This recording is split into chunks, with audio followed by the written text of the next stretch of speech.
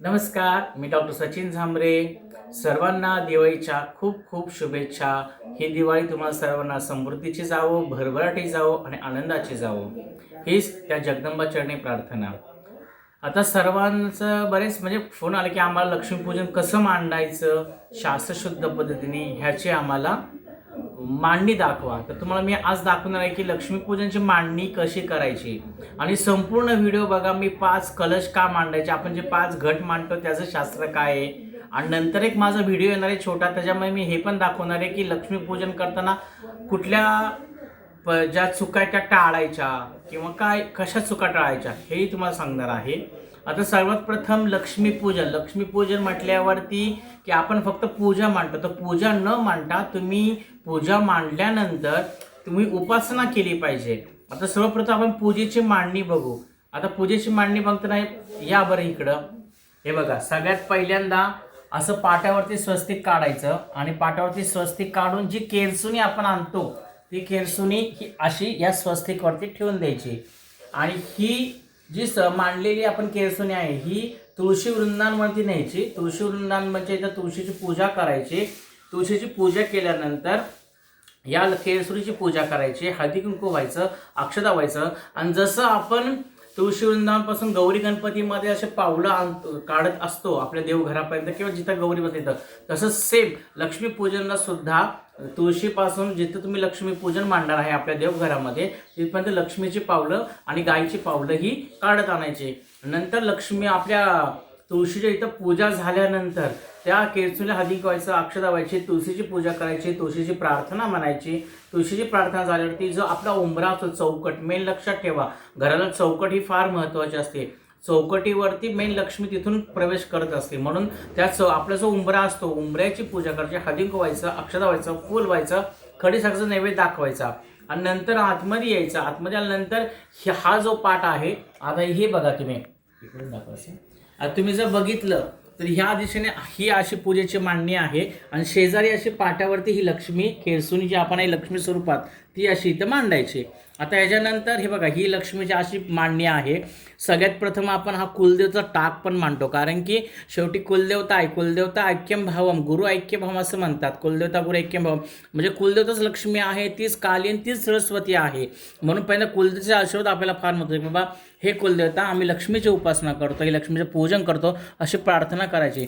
हा असं पहिल्यांदा लक्ष्मीचा टाक आपला जो कुलदेवचा टाक आहे तो कुलदेवचा टाक इथे मांडायचा. कुलदेवच्या टाकानंतर हा लक्ष्मीचा फोटो घेताना फार काळजीपूर्वक घ्यायचा. लक्ष्मी ही कमळामध्ये बसलेली पाहिजे आणि तिचे चरण पूर्ण झाकलेले पाहिजेत, लक्षात ठेवा. आणि मागं 4 हत्ती असे सोन उभे केलेले अशा स्वरूपात लक्ष्मीचा फोटो घ्या. त्याच्यानंतर हा विष्णूसहित लक्ष्मीचा फोटो आहे. लक्षात ठेवा, भगवान विष्णू आले जिथं नारायण तिथं लक्ष्मी येणारच, म्हणून भगवान विष्णूची तिथं उपासना करायची, तिथं आपण त्यांचाही फोटो मांडायचा. कारण की नारायणच्या मागे लक्ष्मी आपोआप येते, नवऱ्याच्या मागे बायको येतेच ना, म्हणून पती पत्नी ही फार हे नातं लक्ष्मीचं जोडं आपण जसं म्हणतो त्याप्रमाणे, म्हणून नारायणाचा फोटो मांडलेला आहे. नंतर आपण जी कोजागिरी पौर्णिमेला आपण जी लक्ष्मी आणि कुबेराची मांडली होती सुपारी, ती मी तुम्हाला सांगितलं होतं कोजागिरी पौर्णिमेला की त्या सुपाऱ्या तुम्ही तिजोरीमध्ये एका डब्बीत ठेवा आणि त्या सुपाऱ्या परत काढायच्या आणि ही लक्ष्मीची सुपारी ही कुबेराची पूजा अशी जोड पानावरती मांडायची. आणि नंतर तुम्ही जर समजा तुमच्या गोमती चक्र असेल, लाल गुंजा असतील, तुमचे तुमचे जे हे असतील लाल गुंजा, गोमती चक्र अशा जेवढं लक्ष्मीच्या वस्तू त्या वस्तू इथं बांधायच्या. परत अजून तुम्ही इथं तुमचे दागिने ठेवू शकता, इथे तुमचे धन धान्य तुमचे जे काय असतात पैसे वगैरे सगळे इथे मांडायचे. आणि त्यानंतर हा इथे एक नारळ मांडायचा, लक्षात ठेवा. हा नारळ मांडल्यानंतर हा नारळ आपण षोडशा पूजा जर तुम्हाला जमली तर हा नारळ आपण अर्पण करतोय. आणि हे असे 5 घट मांडतात, काही जण 5 घट मांडतात किंवा खोबऱ्याच्या वाटीमध्ये सुद्धा साळीच्या लाह्या आणि बत्तासे मांडतात. आता ॲक्च्युली हे 5 जे कलश आहेत ह्या 5 कलशांचं पंचमहाभूताचं प्रतीक आहे ते, आणि ते पंचलक्ष्मीचे प्रतीक आहे. एक आहे सोनलक्ष्मी, दुसरा आहे धान्यलक्ष्मी, तिसरा आहे गजलक्ष्मी, चौथा आहे धैर्यलक्ष्मी आणि 5वा आहे संतान लक्ष्मी. म्हणजेच हे सोनलक्ष्मी म्हणजे त्याच्यामध्ये धन भरायचं, दुसरा जो धान्यलक्ष्मी त्यात अन्न भरायचं, चौथं तिसरं जे प्रतीक आहे ते गजलक्ष्मी म्हणजे समृद्धीचं प्रतीक, चौथं आहे ते धैर्यलक्ष्मी म्हणजे जे बलाचं प्रतीक, आणि संतान लक्ष्मी म्हणजे कुलवृद्धी. हे अशा 5 पंचमहालक्ष्मीचे प्रतीक म्हणून 5 गट असतात त्याचं शास्त्र. कारण हे नाही, लक्षात ठेवा. आता जर आपण शास्त्र बघितलं मूलाधार आणि कलश पूजन ह्याचा जर आधार घेतला तर ॲक्च्युली मूळ जे आहे संकल्पना ही कळशाची होती. आता कळशाची आता ॲक्च्युली हे घट मांडण्याची परंपरा नंतर चालू झाली. ॲक्च्युली एक कलश म्हणजे काय काय जण इथे कलशसुद्धा म्हणतात, कलशामध्ये नारळ ठेवून तो सुद्धा कलश रूपी स्थापना लक्ष्मीचे करतात. आता जर शास्त्र आपण बघितलं गृह्यसूत्र आणि व्रतकल्पसूत्रामध्ये उदाहरणार्थ कात्यायन गृह्यसूत्र आणि अपस्तंभ याच्यामध्ये असं आले कलशन स्थापयते पूर्वलक्ष्म्या आवाहनायच, प्रथम कलश स्थापना आणि प्रथम कलश स्थापना करायची आणि त्यात लक्ष्मीचं आवाहन करायचे अशी संकल्पना होती. आणि त्या एका कलशामधून 5 घट अशी ती संकल्पना पुढं चालू झाली आणि लोकशास्त्रानुसार लोकाचरणामधून हे 5 घटाची परंपरा आली. आता स्कंदपुराणात आणि लक्ष्मीतंत्रामध्ये पंचलक्ष्मीचं थोडं संदर्भ आलेला आहे. म्हणजे आद्यलक्ष्मी, धान्यलक्ष्मी, गजलक्ष्मी, धनाधिका, संतानलक्ष्मी, विजयालक्ष्मी, पंचता, शुभदा, माता.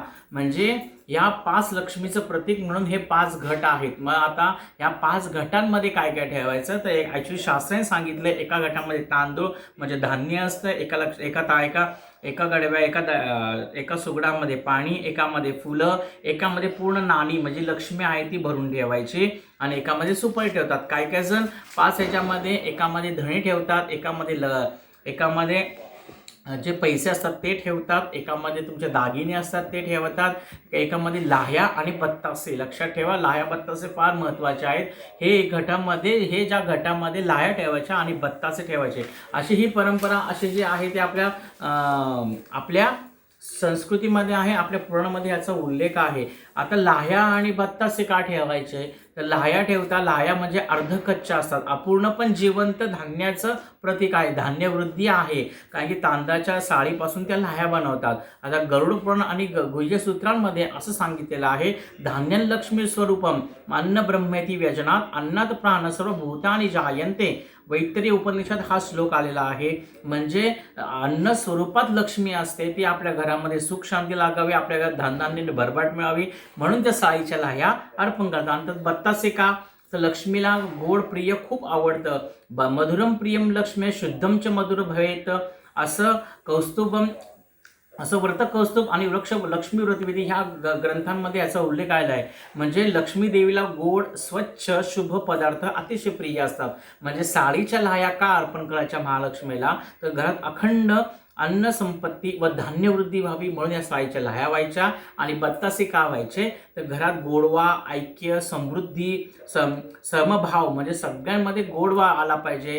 हे जे वैर असतं, जे एकमेकांमध्ये तृषा असते, मत्सर असतो तो निघून जावा म्हणून त्याचं प्रतीक म्हणून हे बत्तासे व्हायचे. म्हणजे हे आदिमाय शक्ती, हे महालक्ष्मी की आमच्या घरामध्ये मी तुला साळीचे लाह्या आणि बत्तासे वाहते, आमच्या घरात अखंड लक्ष्मीचं वृद्धी होऊन दे, आमची संपत्ती वाढून दे, आमच्या घरात गोडवा होईल म्हणून या साळीचे लाह्या आणि बत्तासे हे खरं त्याचं कारण आहे वाहण्याच्या मागं जे आपण अर्पण करतो लक्ष्मीला ते.